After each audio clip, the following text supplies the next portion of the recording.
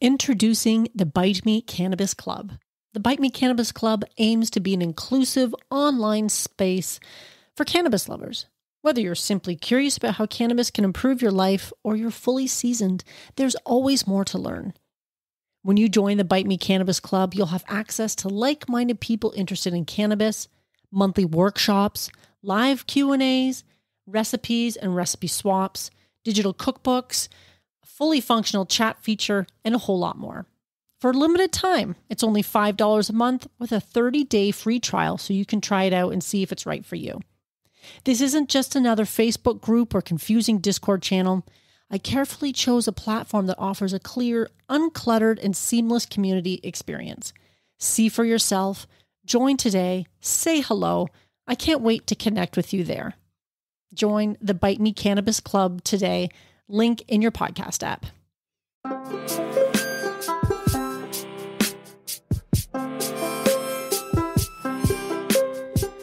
In this week's episode, we cover beef and broccoli, a recipe that was shared with me from Travis, the Nomad Cook. Welcome to Bite Me, the show about edibles where I help you take control of your high life. I am your host, Marge, and I just want to say thank you for being here today and listening along.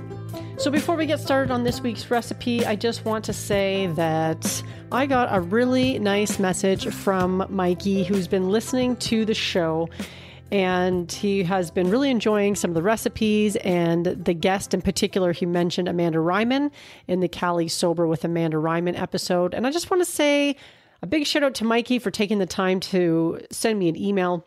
Really appreciate it. And if you are ever interested in reaching out about anything, please don't hesitate to do so because I love hearing from you guys. The email, as always, is bitemepodcast@fastmail.com. And you can always leave me a voice message as well. Usually the links for that are at the bottom of the show notes, or you can always go to the website, bitemepodcast.com, and find the tab for leaving a voice message as well, because those are kind of fun. It's nice sometimes to hear people's voices. Anytime you want to reach out, I'm all ears. And speaking of guests, I do have some more interesting guests coming up. I'm really excited about some of the ones I've lined up. I have a couple recorded already in the can coming up in the next few weeks. I'm working on another big guest that I'm excited about. I have an interview coming up with someone next week, actually. So I'm working on a lot of guests. And now I'm going to turn the tables to you and ask, do you like having guests on the show? Is that the kind of thing that you like to hear? I love having people on and talking to them because it really sort of gives you a different perspective on the cannabis industry and on the edibles industry specifically, and whether they're people, working professionals who are bringing products to the market, or home cooks, or just people doing really interesting things in this space. I love talking to them because I often learn a whole heck of a lot, and that means I expect you guys probably learn something too. But maybe there's a guest that you would love to see on the show, or a chef that you think is doing great things and might be a good fit, and you would like to see me talk to them. I don't know. I'm just asking you, by all means, let me know if there's something you would love to see, someone you'd love to have me talk to. I'm always willing to try and reach out to someone. I mean, it doesn't always work out. I have had people tell me that they don't have the time, or they're not doing podcast interviews, or whatever the case might be. So that does happen. But I do find for the most part, people are actually very willing to come on this little show on my corner of the internet. I think guests bring a lot of something to Bite Me, the show about edibles. Their knowledge, expertise, wisdom, know-how, and mutual love of edibles. Now, if you're ever looking for a guest that has been on the show, I do add them to the Friends of the Podcast page that I have over on the website at bitemepodcast.com. All you have to do is go to the resources tab, and it's in there, and you'll see all the thumbnails of all the interviews that I've done to date. And there's usually a link to that specific episode page so you can find the relevant show notes and where to find them. But there's also usually a link directly to their main their main work. So if they have a website or an Instagram page or something that they're working on that they're really trying to get out there in the world, I'll link to it there as well. So you don't necessarily have to go to the show notes page, although often there's more there, more detail there as well. But yeah, if you're ever looking for information, you want to go find the Cali Sober episode or the Ganja Mama episode, who was my very first interviewee on the show, and she's lovely. You can find them all there and everybody in between. So do check that out, and let's get into this week's recipe. By the time you're listening to this, you may or may not have had the chance to listen to the episode that I recorded with Travis Peterson, the Nomad Cook.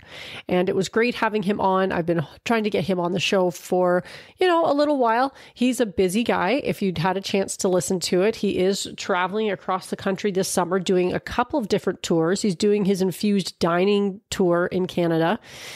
And if you follow him on Instagram, that's the best place to find where there might be tickets still available. He's very active there. So if you message him, he's always happy to reply. And he's also doing the Russell Hendricks culinary cannabis workshops across the country as well. And those will be in places like Toronto, and he's starting out in Vancouver and making his way across the Russell Hendricks locations in Canada. And he's doing all this before moving to the United States. So he is very busy, but always loves to talk to fellow edibles enthusiasts like us. He's going to be busy. He is coming out with a new cookbook as well at the end of the summer season, I believe. I'm hoping to get my hands on that because I think he brings some incredible talent to the culinary cannabis industry. And this book is going to be probably for people like ourselves who have been making edibles for a while and are looking for some of those more advanced techniques in edibles making. So that should be a pretty interesting book when it comes out. But he was happy to share with me a recipe for me to share with all of you. And that is this beef and broccoli recipe, which is fantastic. I did make it last week. Not last week if you're listening to this at the time of the release of this episode, but a week before I recorded this episode in any case. And it's a nice recipe because it's a really good weeknight meal.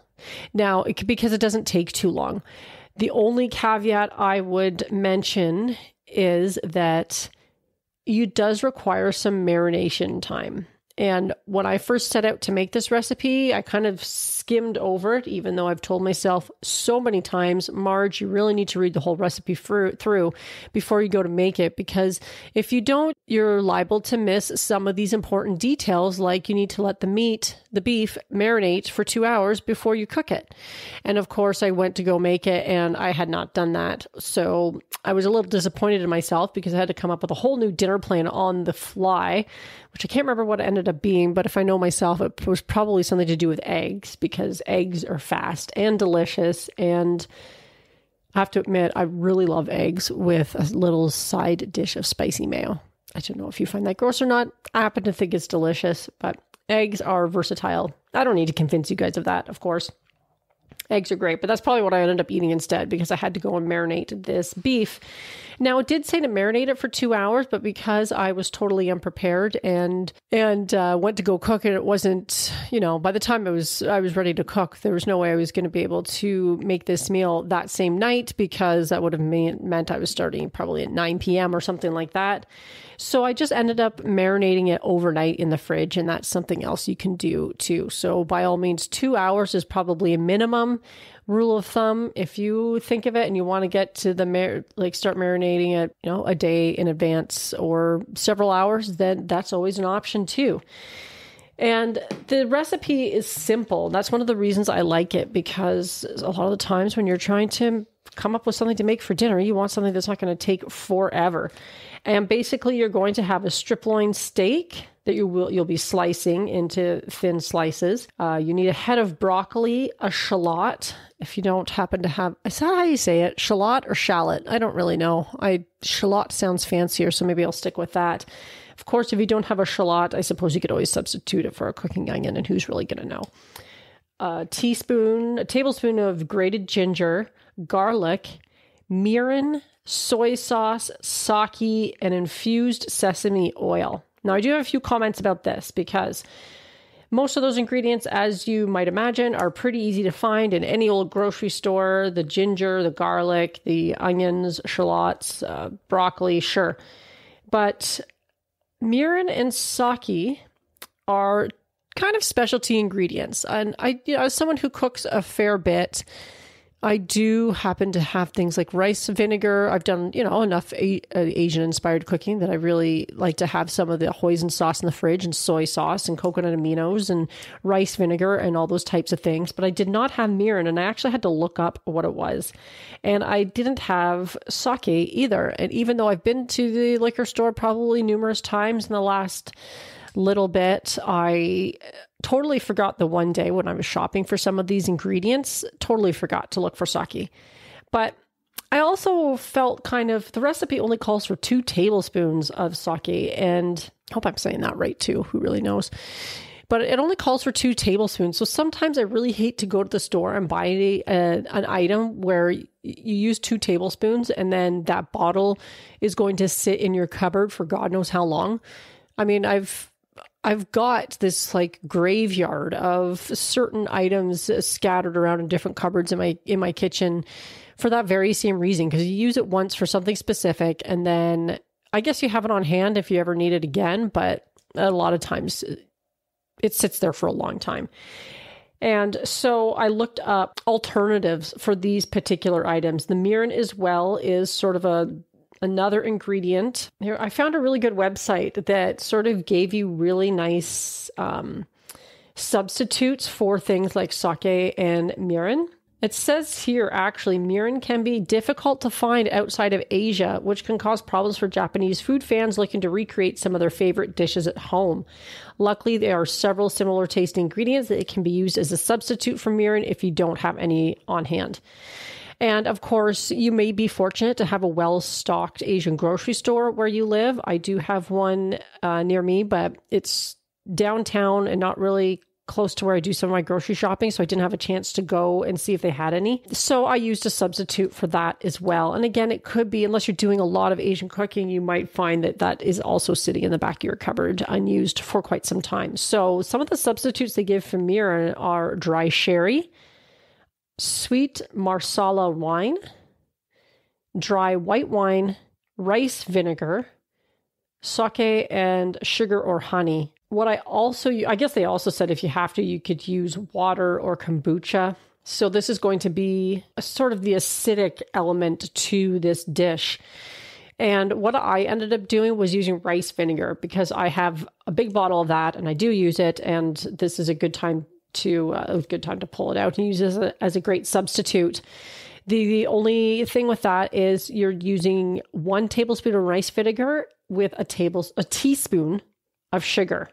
And that's a really good mirin substitute. So that's what I ended up doing. It calls for only a 1/4 cup of mirin. So you would be doing 4 tablespoons of rice vinegar to 1 teaspoon of sugar if you use that substitute. But I will link to this article in the show notes as well, just because it had all these other great options. And it gave a lot of options also for the sake. And I think what I ended up doing, if memory serves, was just substituting it for the dry white wine, because I did happen to have that on hand. I often enjoy white wine in the summertime. I tend to drink a lot more red in the fall and winter and spring, but in the summer I tend to switch to dry white wines because I do enjoy them. And so I had that on hand. So that was a perfect substitute. I mean, in a pinch, you could probably also add water or something like that. But if you have the dry white wine, that might be a good one too. But I'll link to this article, like I said, so you have some options as far as that goes as well. Now, also, there's the tablespoon of infused sesame oil. I didn't actually infuse sesame oil myself for this particular recipe, but it is something that you could certainly do. But there's a lot of different ways you could infuse this. And so you could infuse the sesame oil. Actually, I shouldn't say that. I did infuse the sesame oil, but I infused it with this distillate pen that I picked up from my dispensary that I've been eyeing for a little while to try. And it had a really nice balance of, it was a CBD rich distillate pen, THC and CBD, but it had about double the CBD as THC. And it was a, lower dose. So it was something, because I'd be serving this for my husband as well. And he's not looking to get wrecked. Not like I am. I wanted to keep it a little more more medicinal, if you will, but I infused the sesame oil with this distillate pen, which seemed to work pretty good. But if you do decide to infuse the sesame oil, he has you adding the infused sesame oil over heat, and it's part of the marinade. And I think one of the other things that might be effective for making this dish is also just using like a drizzle of the sesame oil on each dish when you're finished, to ensure that you get the proper dosage that you're looking for, because you may or may not lose some of the potency in the heating process. I did heat it over low heat as well as I could, but I was wondering about how I might be destroying some of the cannabinoids by doing that. But you basically start out by heating in a saucepan your mirin and sake, and you're reducing it by 50%, and then you're adding your infused sesame oil and your soy sauce here. And then you're going to reduce that further by another 30%. And that's essentially your marinade. And you're going to pour that over your thinly sliced strip loin, put it in a glass container, preferably, and let it marinate in the fridge for 2 hours or more, depending on how much time you have. And then other than that, basically the recipes, you have your head of broccoli, you chop it into little florets. You got to chop your shallot or your onion. And you're heating he suggests grapeseed oil in a wok or a pan. I didn't have grapeseed oil, so I used a more flavorless oil. I have coconut oil in my cupboard usually all the time, because it does have a high smoke point and it doesn't have a strong flavor, so it's not going to mess with the flavors of the dish. So you can use something like that. Heat it in your pan, and then you're adding your shallots, fresh ginger, garlic, and you're going to saute that, and then you're adding your steak, and then you're adding your broccoli, and that's about it. I mean, that's why it's so simple and so quick to whip up, because really chopping, thinly slicing the beef and then chopping an onion and a head of broccoli doesn't take that much time. And often I find when I'm cooking, it's chopping the vegetables that can take a long ass time, especially if you're really hungry and you've been putting off making dinner for a little bit. So it was really nice. And like I said, I would really recommend trying to do the drizzle of sesame oil over the top. And that way as well, if you're serving this dish to multiple people, then you can sort of dial in the dosing a little more precisely for each person. So if you know that you have a higher tolerance than one of your dinner guests or your dinner mate, then you can always add a little bit more sesame oil to the end. I personally didn't find there was a ton of sauce left over. And with this, and sometimes that might depend on the size of the strip loin that you end up buying, but this recipe as it was here made about enough for 3 people, because my husband and I ate it the one night, and then I took some for lunch the next day. Again, if I hadn't been serving it for my husband, I might have made it a little stronger for myself, but it was very nice. And that's about it. It's a great recipe to have in your arsenal, like whether you're infusing it or not. It was delicious. And of course, it doesn't say here, but it would be really great over a bed of rice or something like that. So if you want to add something like a carb to it, then that is certainly very doable. So that's about it. That was a delicious recipe brought to you by a very talented cook who is bringing his skills across the country. Travis knows his shit, so I think you should give this one a try and let me know what you think and how you ended up infusing it as well. If you find different ways, a different way to infuse it, because I often find many recipes, because I'm adapting a lot of recipes, not in this case, of course, but I'm adapting a lot of recipes that I find on the internet or my favorite cookbooks or places like that, and adapting them to become infused. And there's often numerous ways you can do it. Sometimes there's more than one ingredient that you can infuse, or you can use some of these like I said, distillate pens, or some of those dissolvable, odorless, tasteless powders. That would be another way to do it. I picked up a bunch of those at my dispensary recently because they had a sale. So if you are lucky to live in a place where those are available to you, that's just sort of gives you even more options to infuse some of your favorite dishes and favorite foods, and buying them on sale is always a good idea, because who doesn't like to save a few bucks? And a lot of times this stuff does go on sale at a lot of different dispensaries from time to time, because in Canada, there's so many dispensaries. At least in Ontario, they're talking where I am, they want to have 1,100 new dispensaries open by the end of this summer. And for context, we have the LCBO, which is governed by the Alcohol and Gaming Corporation, the same body that's governing cannabis as well. Someone told me recently that I was talking to about cannabis stores in Ontario, told me they came from a beverage background. They said there was about 667 LCBOs in Ontario. And by comparison, we're going to have 1,100 stores in Ontario by the end, cannabis stores by the end of the summer. So that's a lot. And there's a lot of market saturation, which means for those of you living in those areas where it's saturated with cannabis stores, and my town is no exception, by the end of the year, we're going to have 15 stores. That's right, 15 stores in my town of 100,000 people, maybe a little more, but about that.